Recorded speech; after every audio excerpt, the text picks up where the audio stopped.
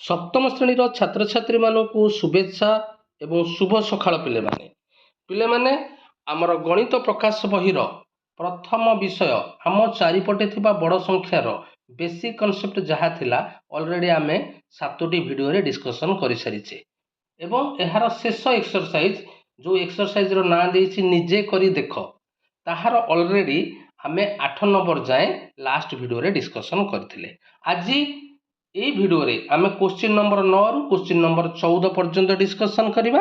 हाँ पिले माने जे माने एपर्यंत मो चैनल को सब्सक्राइब करिना हो चैनल को सब्सक्राइब कर दियो, वीडियो को लाइक कर दियो, वीडियो को बहुमात्रा रे तुम फ्रेंड्स मानक सहित शेयर कर दियो। तबे देरी करबानी आस आज रो वीडियो स्टार्ट करिबा। क्वेश्चन नंबर 9 1 रु 9 थिबा दुई सेट संख्या कार्ड तुमको दिया जाइछि। तबे दिया जाइथिबा प्रत्येक कोठरी रे सेथिरे एपरी गोटिए लेखाएं कार्ड रख जेपरी कि ए सृष्टि होइथिबा दुईटी संख्यार जोगफल सर्वाधिक हेब, बी गठित संख्या द्वयर संभाव्य सर्वनिम्न वियोगफल हेब। पिले माने लक्ष्य कर 1 रु 9 थिबा दुई सेट संख्या कार्ड तुमको दिया जाइछि। एथिरे दबा कथा पिले किंतु एथिरे संख्या कार्ड देई नाही, बाय मिस्टेक प्रिंटिंग ही नाही, तेणु आमको 1 रु 9 दुईटी संख्या कार्ड दि जाइछि माने 1 2 3 4 5 6 7 8 9 एवं आ गोटे मध्यम ता तळे देइथिबो 1 2 3 4 5 6 7 8 9 बुझिला तो। तबे एई जो दुईटी संख्या कार्ड देला ए दुईटी संख्या कार्ड को नहीं आमर जो कोठरी अच्छी से कोठरी रे आमे एपरी संख्या लिखिबा। गोटे होची केते अंक विशिष्ट संख्या 1 2 3 4 5 6 7 गोटे 7 अंक विशिष्ट संख्या एवं आ गोटे होची आमर 1 2 3 4 5 5 अंक विशिष्ट संख्या।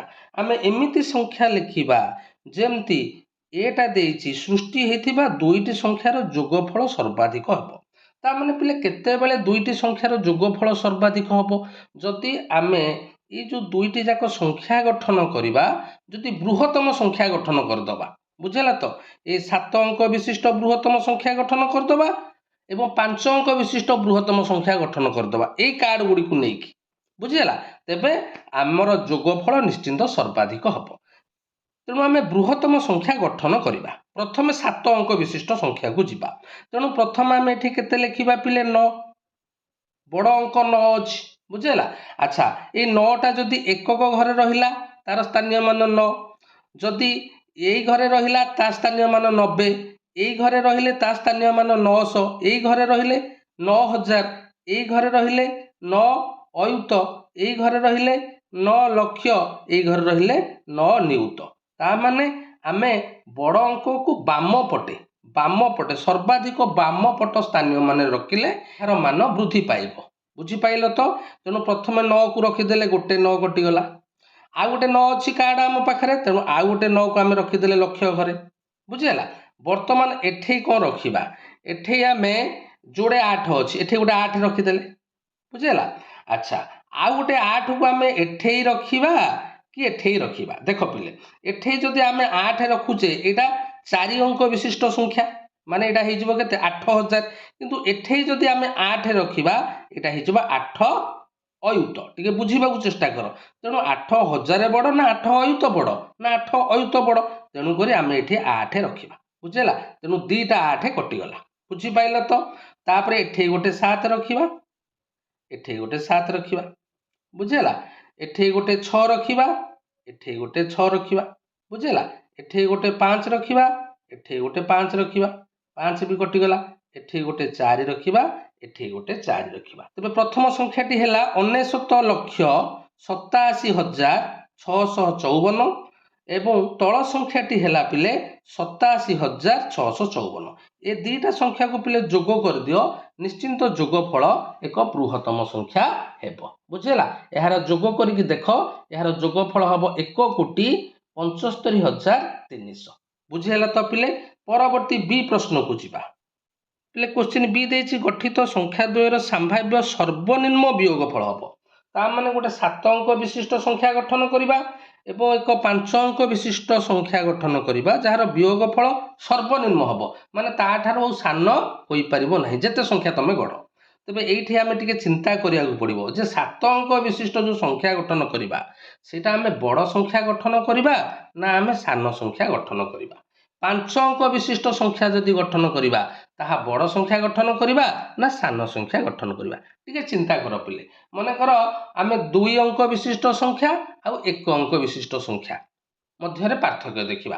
ଆଚ୍ଛା, 2 ଅଙ୍କ ବିଶିଷ୍ଟ ବଡ଼ ସଂଖ୍ୟା ହେଲା 99, 1 ଅଙ୍କ ବିଶିଷ୍ଟ ବଡ଼ ସଂଖ୍ୟା ହେଲା 9, ଆକୁ ବିୟୋଗ କଲେ କେତେ ହେଲା 90। ତାମାନେ ଦୁଇଟା ଯାକର ଆମେ ବଡ଼ ସଂଖ୍ୟାକୁ ବିୟୋଗ କଲେ ହେଲା 90। ଆଚ୍ଛା, 2 ଅଙ୍କ ବିଶିଷ୍ଟ ବଡ଼ ସଂଖ୍ୟା କେତେ 99 ଏବଂ 1 ଅଙ୍କ ବିଶିଷ୍ଟ ସାନ ସଂଖ୍ୟା କେତେ ନା 1, ବୁଝିଲା। ଆକୁ ବିୟୋଗ କଲେ କେତେ ହେଲା 98, ବୁଝିଲା। କିନ୍ତୁ ଆଉ ଗୋଟେ ସିଚୁଏସନ୍ ଦେଖିବା ଯେ 2 ଅଙ୍କ ବିଶିଷ୍ଟ ସାନ ସଂଖ୍ୟା କିଏ 10, 1 ଅଙ୍କ ବିଶିଷ୍ଟ ବଡ଼ ସଂଖ୍ୟା କିଏ ନା 9।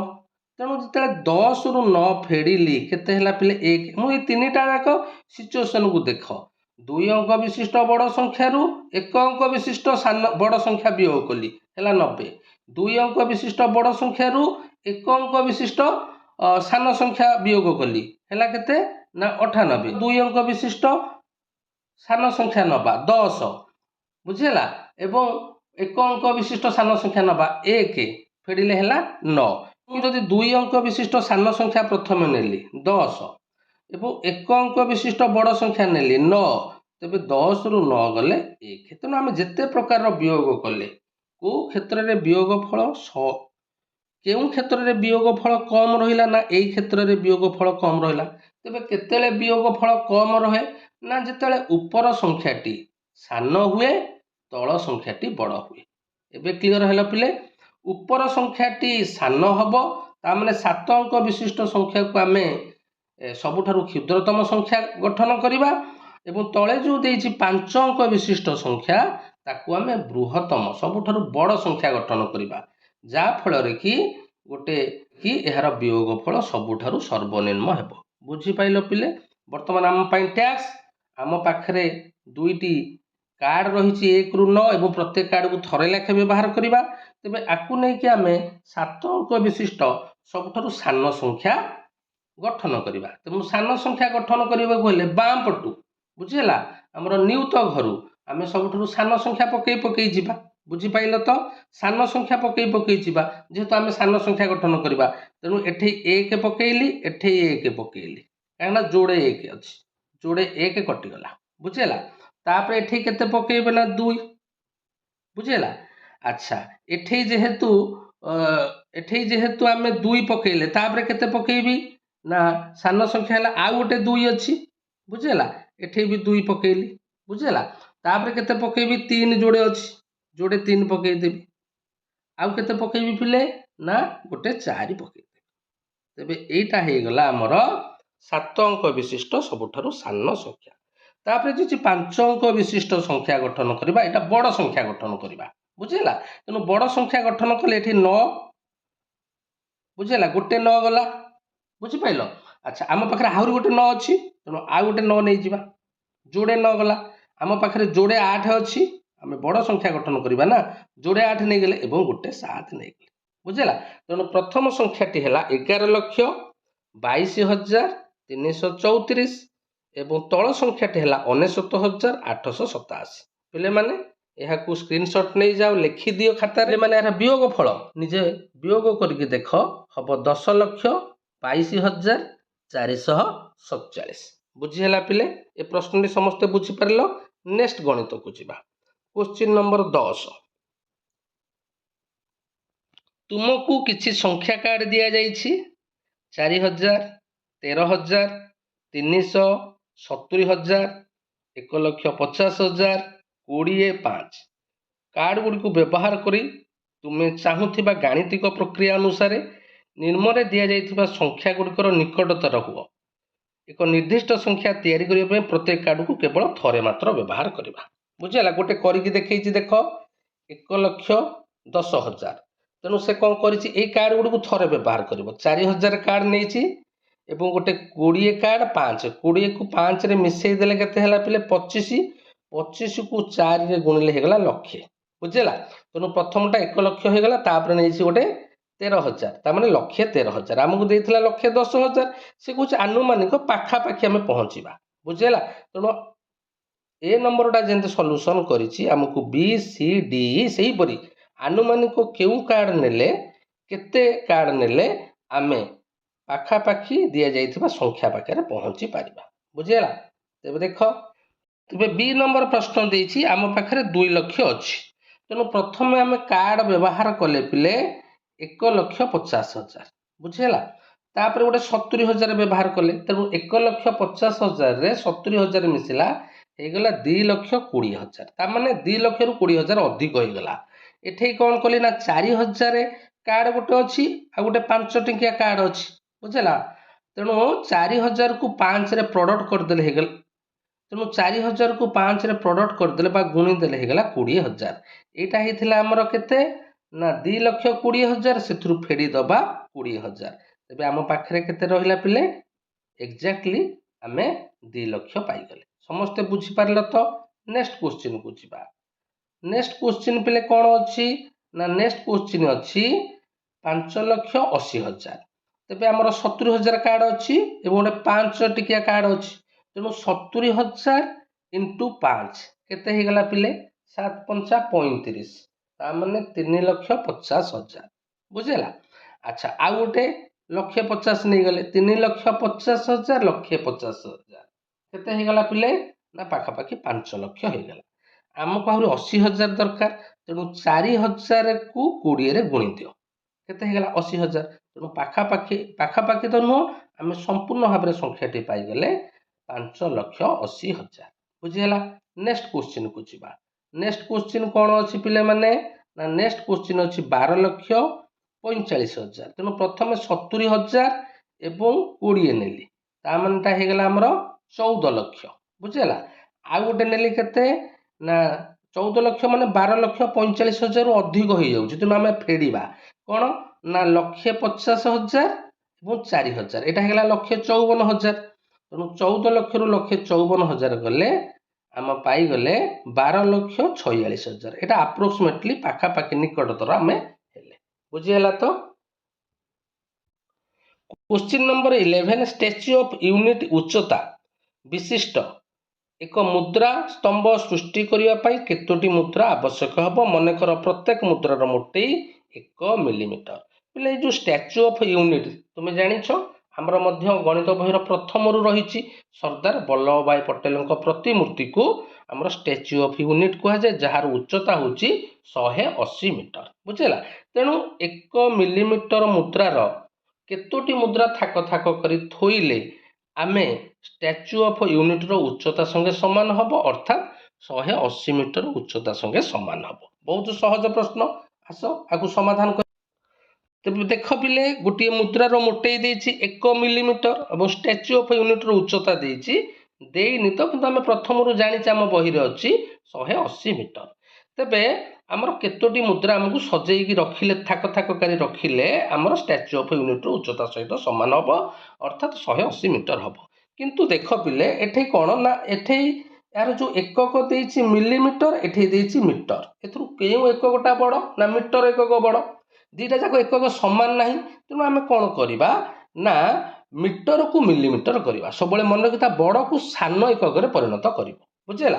तेणु बड़ एकक दूसरी मीटर 1 मीटर समान केते मिलीमीटर ना 1000 मिलीमीटर बुझेगा। तेणु 180 मीटर है 180 गुणन 1000 ताने हो गला 1,80,000 मिलीमीटर बुझेगा। तो तेणु स्टैच्यू ऑफ यूनिट रो उच्चता 1,80,000 मिलीमीटर तेणु 1 मिलीमीटर लाखे आमे जदि मुद्रा को सजेबा केतोटी मुद्रा होई परिबो ता माने एठी कोन करिबा पिले ना केतोटी मुद्रा आवश्यक हबो ना 1,80,000 मिलीमीटर विभक्त गोटे मुद्रार उच्चता केते ना 1 मिलीमीटर बुझेला। तेबे आकु भाग करदेले आमे पाइले 1,80,000 ता माने आमको केतोटी मुद्रा आवश्यक ना 1,80,000 मुद्रा हेले हमर स्टैच्यू ऑफ यूनिट रो उच्चता सह समान हम बुझीला पिले। नेक्स्ट क्वेश्चन को क्वेश्चन नंबर 12 धूसर मुंड थिबा एक प्रकार सामुद्रिक पक्षी ଆଲବାଟ୍ରୋସ୍ ଗୁଡ଼ିକର ପ୍ରାୟ 7 ଫୁଟ ଓସାରର ଡେଣା ଥାଏ। ସେମାନେ ସମୁଦ୍ରରେ ଏକ ସ୍ଥାନରୁ ଅନ୍ୟ ସ୍ଥାନକୁ ସ୍ଥାନାନ୍ତରଣ କରିବାରେ ଜଣାଶୁଣା। ଆଲବାଟ୍ରୋସ୍ ଗୁଡ଼ିକର ଦିନକୁ ପ୍ରାୟ 900ରୁ 1000 କିଲୋମିଟର ପର୍ଯ୍ୟନ୍ତ ଯାଇପାରନ୍ତି। ରେକର୍ଡ ହୋଇଥିବା ଦୀର୍ଘତମ ଏକକ ଯାତ୍ରା ହେଉଛି ପ୍ରାୟ 12,000 କିଲୋମିଟର। ତେବେ ଏପରି ଯାତ୍ରା କରିଲେ ପ୍ରଶାନ୍ତ ମହାସାଗର ଅତିକ୍ରମ କରିବା ପାଇଁ ପ୍ରାୟ କେତେ ଦିନ ଲାଗିବ? ପିଲେ ଲକ୍ଷ୍ୟ କର, ଗୋଟେ ପକ୍ଷୀ ନାଁ ଦେଇଛି ଆଲବାଟ୍ରୋସ୍, ଯାହାର ଡେଣା ହେଉଛି 7 ଫୁଟ। ଆମର ସେଇଟା କିଛି ଆବଶ୍ୟକତା ନାହିଁ। ପ୍ରଥମେ ଆମେ ଜାଣିବା ସେ ଦୈନିକ କେତେ ଉଡ଼ିପାରେ। 900ରୁ 1000 କିଲୋମିଟର, ବୁଝିହେଲା। ଆଉ ରେକର୍ଡ ହେଇଛି ଦୀର୍ଘତମ, ମାନେ ଗୋଟେ ଦିନ ସେ ଉଡ଼ି ଯାଇଛି 12,000 କିଲୋମିଟର। ଆକୁ ମଧ୍ୟ ଗୁରୁତ୍ୱ ଦେବାନି, ସେ ପ୍ରତିଦିନ 900ରୁ 1000 କିଲୋମିଟର ଉଡ଼ିପାରେ। ଆଚ୍ଛା, ଦେଇଛି ପ୍ରଶାନ୍ତ ମହାସାଗର ଅତିକ୍ରମ କରିବା, ପୃଥିବୀର ସବୁଠାରୁ ବଡ଼ ମହାସାଗର। ତେବେ ଏଇଠି ପ୍ରଶ୍ନ ଆସୁଛି ପ୍ରଶାନ୍ତ ମହାସାଗରର ଦୂରତା କେତେ? ବୁଝିହେଲା, ପ୍ରଶାନ୍ତ ମହାସାଗର ତ ବଡ଼, ତେଣୁ ପ୍ରଶାନ୍ତ ମହାସାଗରର ଦୂରତା ଏଇଟାରୁ ଏଇଟା ଗୋଟେ ପ୍ରକାର ଦୂରତା ହେବ, ଏପଟରୁ ଏପଟ ଦୂରତା ଗୋଟେ ପଟ ହେବ, ଏପଟରୁ ସମସ୍ତ ଦୂରତା ସମାନ ନାହିଁ। ତେଣୁ ଗୋଟେ ଆମେ ଆନୁମାନିକ ନେବା, ବୁଝିହେଲା। ତେବେ ପ୍ରଶାନ୍ତ ମହାସାଗରର ଦୂରତା ପିଲେ ମନେ ରଖ, ପ୍ରଶାନ୍ତ ମହାସାଗର ଉଚ୍ଚତା ପାଖାପାଖି ବା ଆନୁମାନିକ 12,000 କିଲୋମିଟରରୁ 19,000 କିଲୋମିଟର ମଧ୍ୟରେ ରହିବ, ବୁଝିହେଲା। ତେଣୁ ଏଠି ଆମେ କ'ଣ ନେବା? ତେଣୁ ଆମେ ଆନୁମାନିକ ସେ ପଚାରିଛି, ମାନେ ଆମକୁ ହିସାବ ଭଲ କରିବା ପାଇଁ ବା ହିସାବର ସୁବିଧା ପାଇଁ ଆମେ ଏଠି ପ୍ରଶାନ୍ତ ମହାସାଗରର ଦୂରତାକୁ ନେଇଯିବା 12,000 କିଲୋମିଟର, ବୁଝିହେଲା ପିଲେମାନେ। ତେଣୁ ଦେଖ ପିଲେ, ପ୍ରଶାନ୍ତ ମହାସାଗର ଦୂରତାକୁ ଆମେ 12,000 କିଲୋମିଟର ନେଇଗଲେ। ଏଇ ଯେଉଁ ପକ୍ଷୀ ଆଲବାଟ୍ରୋସ୍ ପକ୍ଷୀଟି ଗୋଟିଏ ଦିନରେ ହାରାହାରି ଉଡ଼ୁଛି 900ରୁ 1000, ଆମେ ଏଠି 1000 ନେଇଯିବା, 1000 କିଲୋମିଟର, ବୁଝିହେଲା। ତେଣୁ ଯଦି ଦିନକୁ ସେ 1000 କିଲୋମିଟର ଉଡ଼ିଲା, ତେବେ ପ୍ରଶାନ୍ତ ମହାସାଗରର ଦୂରତା ହେଉଛି 12,000 କିଲୋମିଟର ନେଇଛେ। এই 12,000 କିଲୋମିଟର ଅତିକ୍ରମ କରିବା ପାଇଁ ତାକୁ କେତେ ଦିନ ଲାଗିବ? ନା 12,000 କିଲୋମିଟର ବିଭକ୍ତ 1000 କିଲୋମିଟର, ବୁଝିହେଲା। ଏଠି ଦେଖ, ଉପରେ 3ଟା ଶୂନକୁ ତଳେ 3ଟା ଶୂନ କଟିଗଲା, ତେବେ ଆମେ ପାଇଲେ କେତେ? ନା 12 ଦିନ। ତେଣୁ ଆଲବାଟ୍ରୋସ୍ ପକ୍ଷୀ ପ୍ରଶାନ୍ତ ମହାସାଗରକୁ ଅତିକ୍ରମ କରିବା ପାଇଁ ହାରାହାରି, ବୁଝିହେଲା, ଆନୁମାନିକ 12 ଦିନ ଲାଗିବ। କ୍ୱେଶ୍ଚିନ୍ ନମ୍ବର 13, ଫ୍ଲେମିଙ୍ଗୋ ପକ୍ଷୀ ପ୍ରତିବର୍ଷ ଶୀତ ଋତୁରେ ସାଇବେରିଆ ଅଞ୍ଚଳରୁ ଚିଲିକାକୁ ଆସିଥାନ୍ତି। ତାଙ୍କୁ ସାଇବେରିଆରୁ ଚିଲିକାକୁ ଅବିରତ ଯାତ୍ରା କରିବାରେ 12,000 କିଲୋମିଟର ପଥ ଅତିକ୍ରମ କରିବାକୁ ପଡ଼ିଥାଏ। ଏହାର ଯାତ୍ରା 13 ଅକ୍ଟୋବର 2022 ଠାରୁ ଆରମ୍ଭ ହୋଇ 11 ଦିନ ପର୍ଯ୍ୟନ୍ତ ଚାଲିଲା।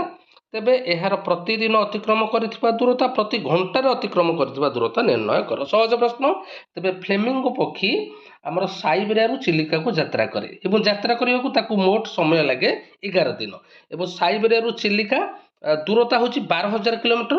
ତେଣୁ ପ୍ରତିଦିନ ସେ କେତେ ଉଡ଼େ, ବୁଝିହେଲା। ତାମାନେ 11 ଦିନରେ ସେ 12,000 କିଲୋମିଟର ଯାଏ। ଏକ ଦିନରେ କେତେ ଯିବ ଏବଂ ପ୍ରତି ଘଣ୍ଟାରେ, ଏକ ଦିନ ହେଉଛି 24 ଘଣ୍ଟା, ଏକ ଘଣ୍ଟାରେ କେତେ ଯିବ? ସହଜ ପ୍ରଶ୍ନ ପିଲେ, ଆସ ଆକୁ ସମାଧାନ କରିବା। ପିଲେ ଲକ୍ଷ୍ୟ କର, ଫ୍ଲେମିଙ୍ଗୋ ପକ୍ଷୀ ସାଇବେରିଆରୁ ଚିଲିକା ଯାତ୍ରା କରିବା ପାଇଁ ସମୟ ନେଉଛି 11 ଦିନ, ବୁଝିହେଲା ତ। 11 ଦିନ ସମୟ ନେଉଛି ଏବଂ ସାଇବେରିଆରୁ ଚିଲିକାର ଦୂରତା ହେଉଛି 12,000 କିଲୋମିଟର, ବୁଝିହେଲା। ତା ମାନେ ଏହାର ଅର୍ଥ ହେଉଛି ପକ୍ଷୀଟି 11 ଦିନରେ 12,000 କିଲୋମିଟର ଯାଏ। ତେବେ ଏକ ଦିନରେ କେତେ ଯିବ ପିଲେ? ଏକକୁ ଆଣିଲା ବେଳେ ଆମେ ଭାଗ କରିବା, 12,000 କିଲୋମିଟରକୁ 11ରେ ହରିଦେଲେ ଆମେ ପାଇଲେ 1090.9 କିଲୋମିଟର, ଆପ୍ରୋକ୍ସିମେଟଲି 1091 କିଲୋମିଟର। ତେଣୁ ସେ ପଚାରିଥିଲା ପ୍ରତିଦିନ ସେ କେତେ କିଲୋମିଟର ଯାତ୍ରା କରେ? ଆପ୍ରୋକ୍ସିମେଟଲି ପାଖାପାଖି 1091 କିଲୋମିଟର ସେ ଯାତ୍ରା କରେ, ବୁଝିହେଲା। ତେବେ ଏକ ଦିନ ହେଉଛି 24 ଘଣ୍ଟା, ତା ମାନେ 24 ଘଣ୍ଟାରେ ସେ ଅତିକ୍ରମ କରୁଛି 1091 କିଲୋମିଟର। ପଚାରିଛି ପକ୍ଷୀଟି ଏକ ଘଣ୍ଟାରେ କେତେ ଯିବ? ତେଣୁ 1091 ବିଭକ୍ତ 24। ତେଣୁ 1091କୁ 24ରେ ଭାଗ କରିଦେଲେ ଆମେ ପାଇଲେ 45.45 କିଲୋମିଟର। ତେଣୁ ଦୁଇଟି ପ୍ରଶ୍ନ ପଚାରିଥିଲା, ପ୍ରତ୍ୟେକ ଦିନ କେତେ ଯାତ୍ରା କରେ? ନା 1091। ପ୍ରତି ଘଣ୍ଟାରେ କେତେ ଯାତ୍ରା କରେ? ପାଖାପାଖି 45.45 କିଲୋମିଟର, ବୁଝିହେଲା ପିଲାମାନେ। ଶେଷ ପ୍ରଶ୍ନ, କ୍ୱେଶ୍ଚିନ୍ ନମ୍ବର 14, ଶଙ୍ଖଚିଲ ପକ୍ଷୀ ଭୂମି ସ୍ତରରୁ 4,500ରୁ 6,000 ମିଟର ପର୍ଯ୍ୟନ୍ତ ଉଡ଼ିପାରନ୍ତି। ଦେଓମାଳି ପର୍ବତ ହେଉଛି 1,672 ମିଟର ଉଚ୍ଚତା। ଉଡ଼ାଜାହାଜ 10,000ରୁ 12,800 ମିଟର ଉଚ୍ଚତା ପର୍ଯ୍ୟନ୍ତ ଉଡ଼ିପାରେ। ସୋମୁଙ୍କ କୋଠା ତୁଳନାରେ ଏହି ଉଚ୍ଚତା ଗୁଡ଼ିକ କେତେ ଗୁଣ ବଡ଼? ତେବେ ଏଠି ଆସିଲା ସୋମୁର ଘରର ଉଚ୍ଚତା, ସୋମୁର କୋଠା ଘରର ଉଚ୍ଚତା। ହେଲେ ସୋମୁର କୋଠା ଘରର ଉଚ୍ଚତା ଆମେ ପ୍ରଥମରୁ ଦେଖିଥିଲେ।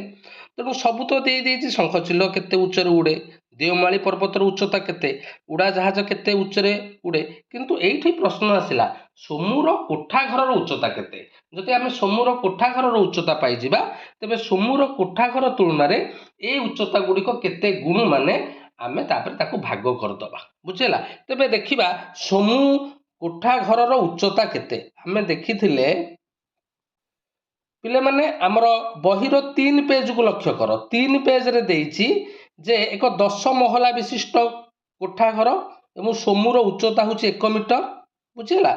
जदि यही घर प्रत्येक महला सोमूर उच्चतार 4 गुण बुझेला तार प्रत्येक महला सोमूर उच्चतार 4 गुण तबे सोमूर उच्चता जदि 1 मीटर ता माने घर उच्चता केते हबो 4 मीटर केते महला विशिष्ट घर 10 महला देखि परुथबो 10 महला तेणु गोटे महला जदि 4 मीटर है 10 महला केते हबो ना 4 गुणन 10 40 मीटर तेणु आम एठी पाईगले सोमू घर उच्चता 40 मीटर। तेबे देख पिले सोमूर घर उच्चता 40 मीटर शंखचिल उड़ुची 4500 मीटर रु 6000 मीटर जदि 4500 मीटर उच्चतार उड़े तेबे सोमूर घर उच्चतार केते गुण हबो ना 4500 मीटर विभक्त 40 एटा 112.5 पाखापाखि 112 गुण बुझेला। तेणु सोमूर घर उच्चतार 112 गुण उच्चतार आमर शंखचिल उड़ी पारे हाईएस्ट उच्चता देछि 6000 मीटर तेणु जदि से शंखचिल 6000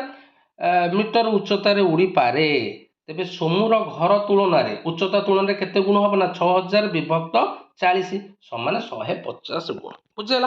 तापर जीवा देवमाली पर्वतर उच्चता देछि 1672 मीटर सोमूर घर उच्चता हूँ 40 मीटर तेणु सोमूर घर उच्चतार केते गुण हम ना 1672 विभक्त 40 तेणु 41.8 तेणु आप्रोक्सीमेटली 42 गुण बुझेला। तेणु सोमूर घर उच्चतार आनुमानिक भाव 42 गुण बड़ हूँ देवमाली पर्वत। तापर उड़ाजाहाज को जीवा प्रथम देछि 10,000 रु 12,800 जदि 10,000 उच्चतार उड़ी पारे तेबे सोमूर घर उच्चतार केते गुण हम ना 10,000 विभक्त 40 समान 250 गुण बुझेला। आउ जदि 12,800 मीटर उच्चतार उड़ी पारे 12,800 मीटर विभक्त 40 समान 320 गुण बुझेला। तो तेबे पिले निजे करी देखर 1 नंबर 14 नंबर ऑलरेडी सरीगला एवं आम चारिपटे थिबा बड़ संख्यार प्रथम अध्यायटी आमर ऑलरेडी कंप्लीट हो